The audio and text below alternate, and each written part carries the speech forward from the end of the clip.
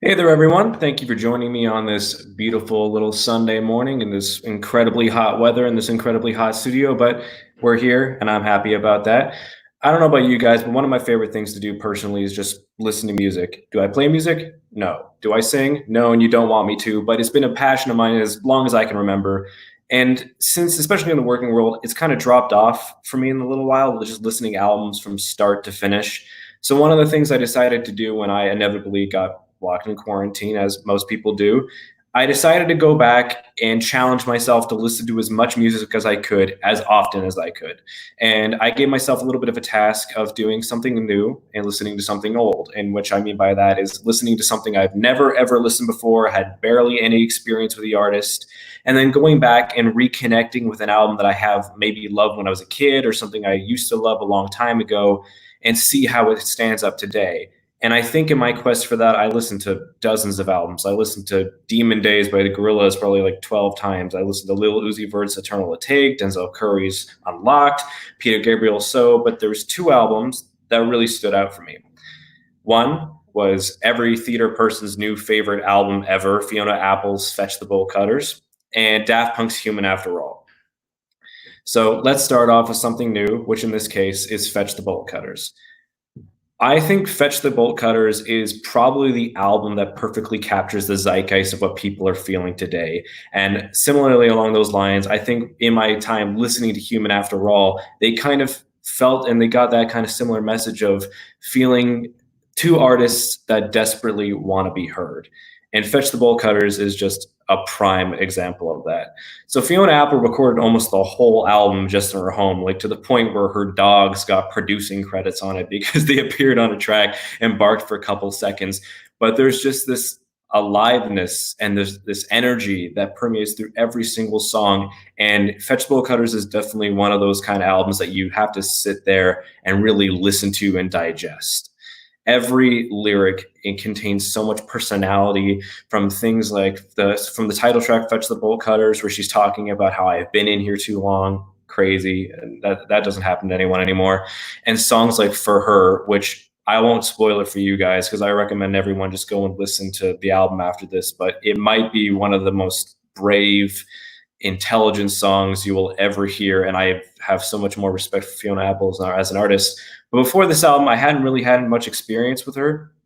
She was one of those kind of artists that I've known the name as long as I can remember, just growing up in the early 2000s. You've heard that name everywhere. I'm pretty sure I've seen Criminal as like a recommended video on YouTube almost every time I go on it, but I've never actually had a chance to listen to it. But now I can understand why. And listening to this new album, it's clear why she's such a talent. Her lyricism is incredible. There's there's a song on the album where Shamika says I has potential. And that is both incredibly funny but touching. She's talking about her relationship with other women. And it's just inspiring to see this kind of honesty in this album. And it's something that personally I wouldn't have expected from just the cover album and the things with the work, but going into it, I can understand why she has such a passionate, dedicated fan base. And especially it's so reassuring to see an artist coming back into such top form after taking, I believe, 8 years off of the music industry. And her talent really goes through on this album, and it's just a desire to be heard that I haven't heard an album in many, many years. And personally, if you have the chance to listen to it, well, go give it a listen, check it out. I showed it to a couple of my friends, and I think we've listened to it in the car every single time we've gone out. But I was expecting it to stand alone, but then after I followed suit and I listened to that album for a little while, I started to take a deep dive into my childhood and seeing some of the albums that I love. For those of you who don't know me, Daft Punk has been probably my favorite group for about a decade now. And I got into Daft Punk around the time when Tron Legacy was being released. So by that point, most of their studio albums have been released, and I could listen to it without the present day guidance and the different stigmas against an album like Human After All. Human After All was released 15 years ago, 2005, and it was probably the most critically slammed out of all of Daft Punk's albums because Daft Punk had been trying to get this rock and roll sound back in their music since the beginning of their career, because while Homework was a real step forward in the electronic scene and it really pioneered a lot of electronic music, Daft Punk has been openly on record saying they've been more inspired by artists like David Bowie rather than Kraftwerk, which is kind of ironic considering that Human After All is the most Kraftwerk sounding about of all of their albums. But Human After All, they really wanted to try and get that grungy, recorded it in 2 weeks in their garage kind of sound. And they did that by recording it in a garage for 14 days to try and get that kind of sound. And they definitely succeeded. The sounds are crunchy, the beats are hard, and everything about it feels a little bit more shoddily produced, as if it was thrown in together at the last minute. And while initially when it came out, not a lot of people really appreciated that, personally for me, it really adds to the charm of the album. And it's one of those things that it sounds better today than I think it even did back in 2005. Because back in 2005, we had a lot of the early bling era of hip hop was popular, and you got artists like Usher who are really making the main stage. And there are a lot of clean sounds and not a lot of sounds that Daft Punk were really working with.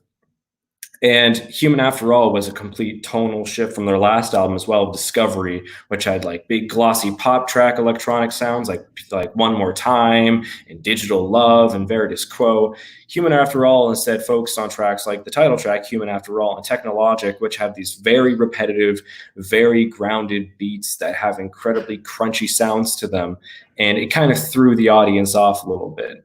But listening to it now, it's clear that the artists Guy Manuel and Thomas wanted to really dig into a sound that they grew up with. And while it may have alienated audiences at the time, having that darker sound to the album and a bit more alienating, it's the storyline of the album is about two robots essentially trying to find their humanity and discovering that they're human after all. And the title track of the album really helps exemplify that. And I think that I was alone one night just washing dishes, and I decided to re-listen to it. And while I grew up loving the album, it kind of fell off my radar in the last couple of years. But getting a chance to re-listen to this new context, it feels organic in this time of being locked up. The repetition makes more sense. The grounded approach makes it feel more in its own element, especially when the listeners have to be locked in their apartments for months on end. And songs like The Prime Time of Your Life, personally my favorite song on the track, on the album itself, really end in this big cacophony of noise and sound. It almost sounds like the artists are really trying to really get their message out there, really trying to make as big and explosive movement as possible, because that's all they really could do. It was a desperate plea to be heard. And in times like today, I think that's really important. It really resonated with me as a listener more than it had before growing up, because I kind of understood what they were trying to do with it more. And the album isn't perfect. I can see why it's probably one of Daft Punk's rougher records, because songs like Make Love, that's not a song. It's a 30-second jingle that's been put on loop for 6 minutes. And while the album, I think, does have a lot of charm to it, it is definitely way too long. I think the album stands at about 50 minutes. It could easily be like 30, because songs like Steam Machine, a solid 6 to 7 minute electronic techno track with harder, more ghastly beats to it, that song, aside from a couple moments where it really breaks down and plays with its own rhythm and beats, it doesn't really do much more than that. And the ending track, Emotion, while it is kind of charming with the chorus and the hook that is involved into it, it gets really repetitive really fast. And that crunchy sound that they were trying to go for kind of backfires, because it sounds a little too crunchy to the point where if you're a headphone listener like me, it just kind of sounds grating to listen to on the back half of the track. Songs like Robot Rock, while might have been very popular back in the day, haven't aged as well. It kind of feels, it's definitely the corniest song on the album, which, I mean, as a Daft Punk fan, listening to the corny music isn't that uncommon. But these are the guys that made Discovery after all. But it still hasn't aged a little bit too well, because as I mentioned before with the repetition. But other songs like Television Rules the Nation, yeah, I think that song, it may not have had the point that it was going for now, but after being inside for 2 weeks and having nothing to do except for like watch TV, Television Rules the Nation kind of hit me in an emotional place I was not expecting to feel by listening to a Daft Punk album made 15 years ago. But overall, I think that's what really stands out about both of these records, and why both of these records really help capture that feeling of the zeitgeist, because in a time where people could feel trapped or alone, the musicians that we love are doing the same thing, and they're following suit. And it's important to be able to see that that's where they're in their space, and that's where in their zones right now. And being able to give that chance to really put their voice out there and try and connect with people again in their own way. Fiona Apple's plea to try and reconnect with the female friends, or trying to tell her story, or Daft Punk's exclamation of why they are more than just the robot personas they've inhabited since the 90s, really speaks more on today's environment and the way that we're living to right now. And I think if you get a chance to listen to them, please, I think it's well worth your time.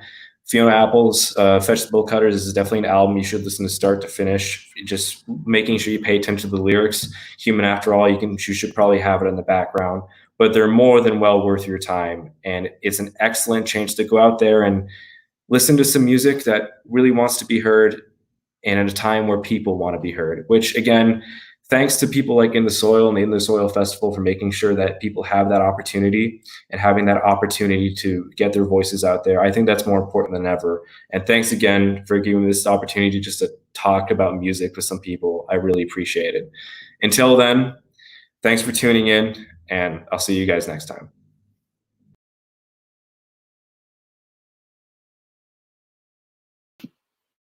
Thanks for that insightful, deep, passionate analysis of those dope albums. I love crunchy sounds too, Deanna Jones. I have plans to make some steak later on. Dog should definitely get production. Dog should get production credits. Yeah. Well, I think that is a wrap for week 1 of In the Soil multi-parts. Tune in next Wednesday, the 27th of May at 7 for Song Swap with Joe Lipinski, Neil Little, Colleen McTeague, and Rebecca Hockler. And please come back next Sunday for Suitcase Sundays Part 2 at 3 o'clock. For all information regarding In the Soil multi-parts, check out inthesoil.on.ca. I'm going to get some water, get hydrated, put on some music, and enjoy the rest of the day. Have a good one.